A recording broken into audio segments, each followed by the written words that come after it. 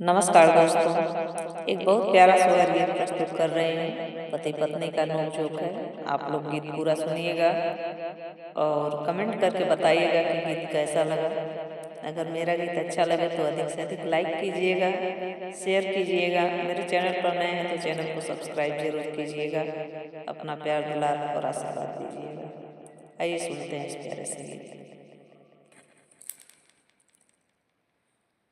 लिपलो में पोतलो बरियात जगर मगर करे जगर मगर करे ओ ललना मानी के दिया ना जा रन लागे परुआडू रन लागे परुआडू रन लागे जितली हलिए प्रभु छुड़िया तयवरुक टरिया तयवरुक टरिया न हो राजा जितली हली रौरी इनिया तय अपने बीरन संगे अपने बीरन संगे हो राजा जितली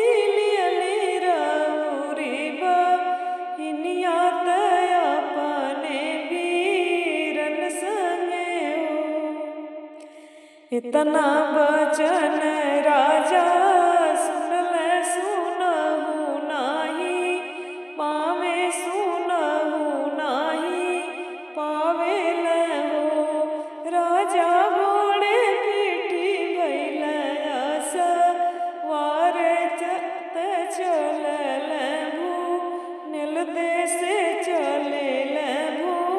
नील देशे हो राजा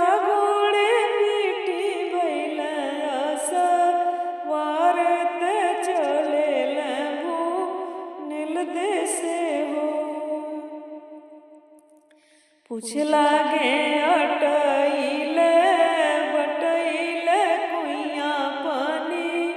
हारिनी कुइया पानी हारिनी हो ललना पूछल सहर सब लोग से कामन भू नील घर कामन भू नील घर हो ललना पूछल सहर सब लोग से कामन भू नील घर हो ऊंच नगर पूरे पाटन आले बासे छाजन आले बासे छाजन हो ललना गाछत भू नील घर भू नील घर हो ललना दुआरे चंदनमा के बीरवात भू नील घर हो अगले ही घोड़ा माका मन राम डड़िया नावेल डड़िया नावेल हो ललना पाँच रतनमा के डड़िया भूनेलिन चढ़ी आवे भूनेलिन चढ़ी आवेली हो ललना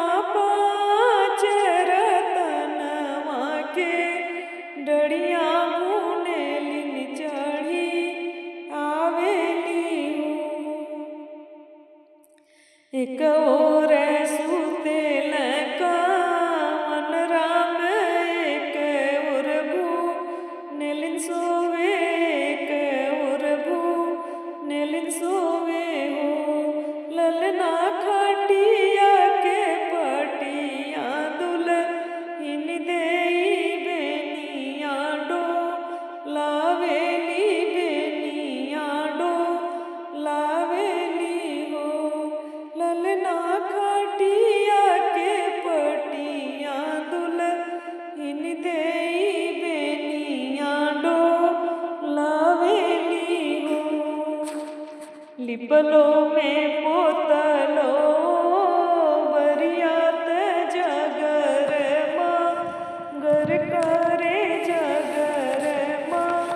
गर करे हो ललना मानी के दिया ना रन लागे परुआ डूरन लागे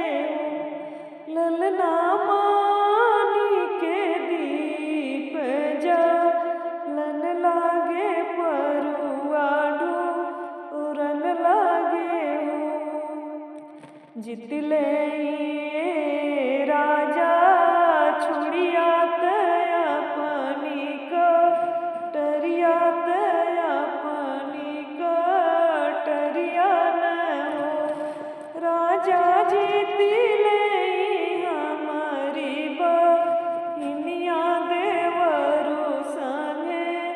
बियहब देवरु संगे बियहब हो राजा जीतिले हमारी बहिनिया देवरु संगे बियहब हो इतना वचन राजा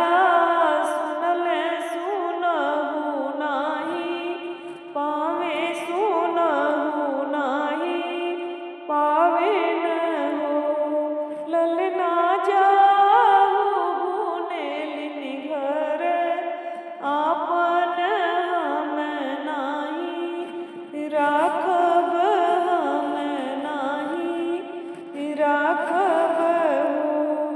ललना रूसली धनिया मनुसली से जरिया आजू आवे से जरिया आजू आवेली हो ललना रूसली धनिया मनुसली